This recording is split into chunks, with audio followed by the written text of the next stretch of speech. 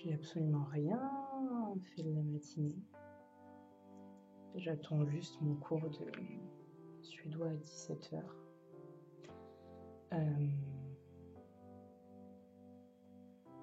Enfin, il faudra peut-être que je mette à faire quelque chose parce que j'ai 4 chapitres de marketing à lire pour demain. Et 2 conférences TED Talks à regarder aussi. Il faudra peut-être que je me mette, ce serait pas mal. Je pense pas que je vais sortir ce soir. Mais je sais pas si je vais rater grand chose. Je pense que si, parce qu'un marathon c'est toujours marrant. Mais je me connais, je sais que j'aurai la flemme en sortant du cours de suédois. Jack ça aura déjà commencé depuis 1 heure, donc du coup voilà. Et puis même, enfin, ça a l'air tellement intéressant que j'ai pas trop envie de foirer mes premiers devoirs entre guillemets. C'est quand même marrant parce que évidemment, bon, étant féministe, j'essaie de lutter, on va dire, contre les stéréotypes au quotidien. Et la Suède étant un pays peut-être pas féministe, mais en tout cas faisant attention en gros à l'image de la femme et de l'homme, et en gros essayant de justement lutter aussi contre les stéréotypes sexistes, ça m'a étonnée de voir qu'ils acceptaient quand même certains stéréotypes dans leur campagne de pub. Par exemple, un des premiers ateliers en gros qu'on a dû faire pour ce cours, c'était d'analyser une campagne de pub de la marque Häagen-Dazs. J'essaierai de mettre les images ici si je peux les trouver. Et après analyse, et clairement il est ressorti que donc la campagne de pub était dirigée vers les femmes, mais c'était que à cause de stéréotypes, c'est-à-dire que par exemple le stéréotype, le fait que oui, en gros une femme cherche autant d'affection dans un mec que dans un pot de glace, en gros, quoi. Et que la cible principale, c'était les femmes, parce que le cœur, le message profond de la pub Häagen-Dazs, c'était de mettre en valeur les produits biologiques des glaces, quoi. Et évidemment, il n'y a que les femmes qui s'intéressent à ce qu'elles mangent. C'est bien connu. J'ai pas trop compris. Et à côté de ça, on a analysé une autre pub. C'était pour la Ford Ka, je crois, la Ford Sports Ka. Et c'est une pub en gros où tu as un pigeon qui arrive et qui s'élance vers une voiture, je pense pour chier dessus. Et tu as le capot de la voiture qui fait paf et qui envoie le pigeon genre valser sur le trottoir.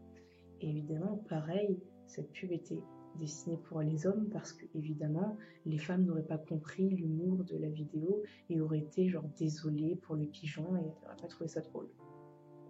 C'est bien connu. Et ouais, donc du coup, donc le prof nous parle de ça, sans pression, etc. Et tout, il dit que ces 2 campagnes de pub pour ces 2 marques ont bien fonctionné en Suède. Et après, il nous montre une 3e pub où c'est une pub asiatique, je crois, où c'est une japonaise genre, hyper bien gaulée qui arrive dans le bâtiment d'une entreprise, tous les mecs qui bavent littéralement devant elle. Elle arrive dans un ascenseur en fermant les portes, elle fait un petit coucou avec un clin d'œil aux messieurs. Et dès que les portes de l'ascenseur se referment, elle se met à soupirer, elle lâche son ventre, ce qui explose sa jupe, elle est en mode oh, putain, laissez-moi tranquille. Et c'était une pub pour en gros du thon en boîte avec un peu moins de graisse dedans, quoi. Et là, le prof nous dit que cette pub serait jamais bien passée en Suède parce que c'était sexiste et que ça entachait l'image de la femme.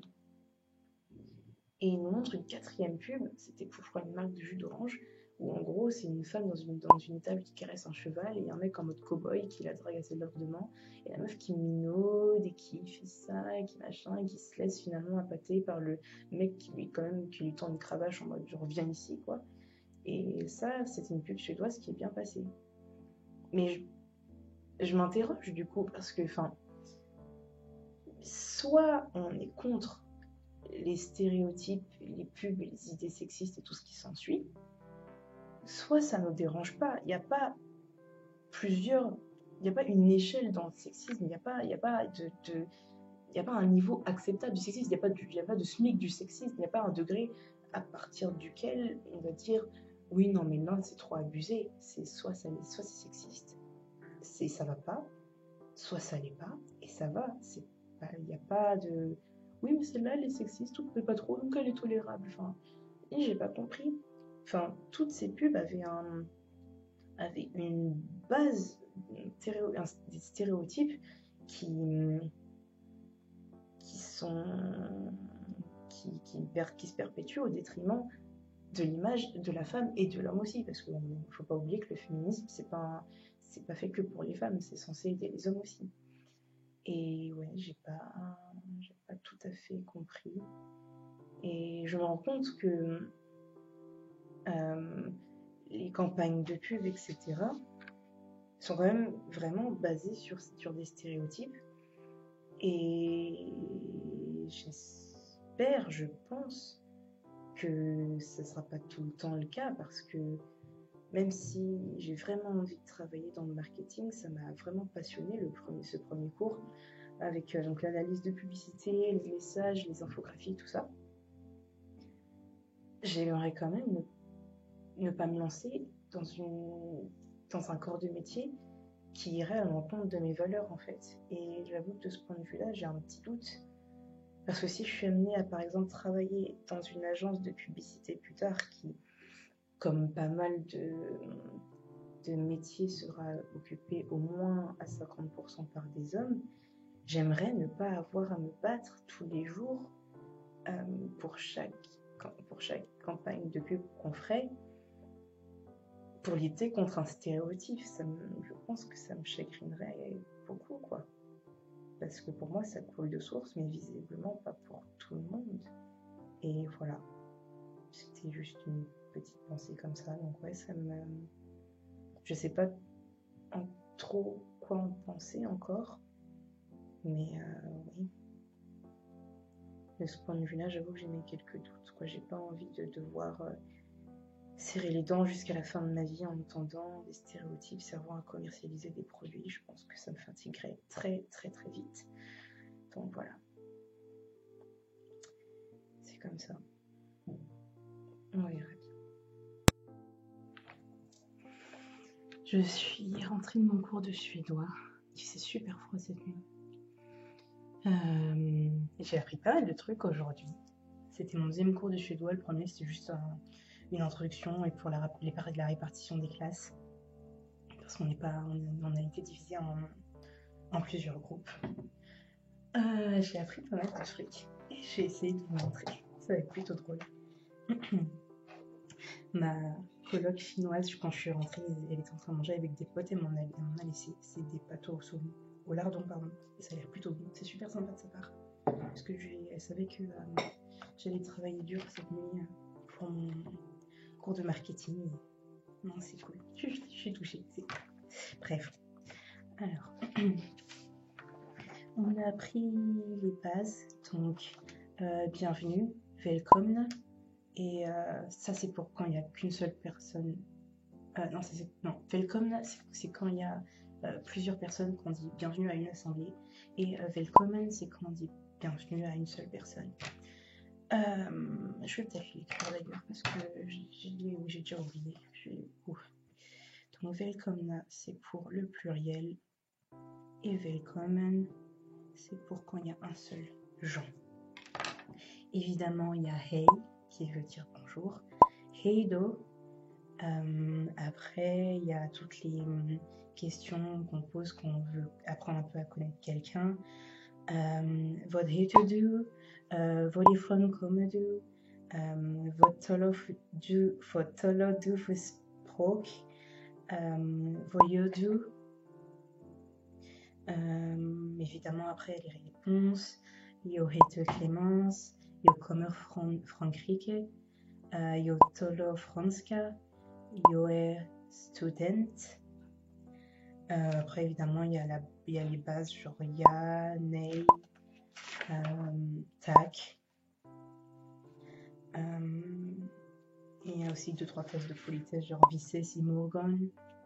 Ok, nous a distribué un truc de base, genre la page avec tous les noms des pays et les langues et comment les dire en suédois.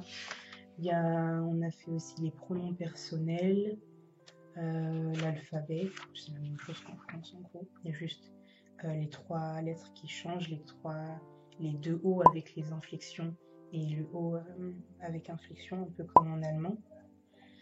Et puis ensuite, des phrases pour nous aider à nous débrouiller en cours.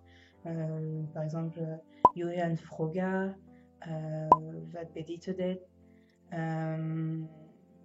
Hur skriver man? Jag förstår inte. Et des trucs comme ça. Franchement, c'est plutôt simple. C'est plutôt intuitif parce que c'est un mélange d'anglais et d'allemand.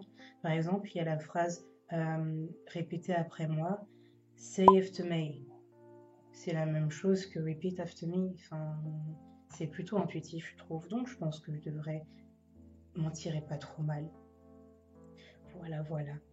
Bon, bah, c'est à peu près tout. Je vais manger et me remettre à afficher mon bouquin de marketing pour demain. Et essayer de pas penser au marathon que je suis en train de rater. Voilà.